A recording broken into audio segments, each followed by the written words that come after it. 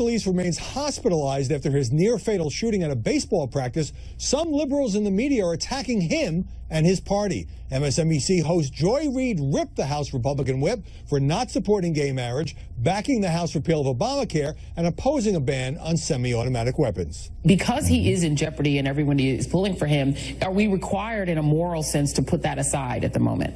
Reid also injected race and sexual orientation into the discussion, saying on Twitter, Rep. Scalise was shot by a white man with a violent background and saved by a black lesbian police officer. And yet, Star Trek actor George Takei, who is gay, took a similar attack on Twitter. The officer who saved bigoted, homophobic Rep. Steve Scalise during baseball practice was a black lesbian.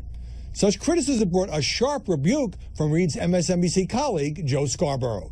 Who would even think for 1 second that it is appropriate to attack a man who was fighting for his life after an assassination attempt?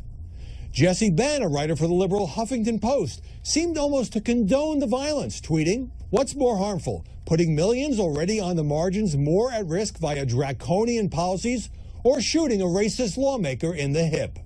Others, including journalists, also engaged in finger-pointing. Scott Pelley, as he was stepping down as the CBS anchor, insinuated that the victim and his party might be to blame.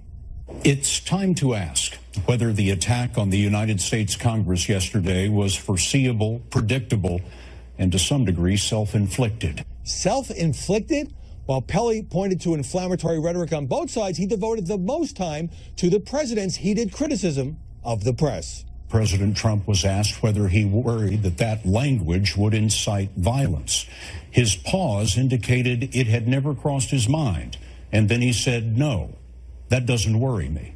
What should worry all of us is any attempt at guilt by association.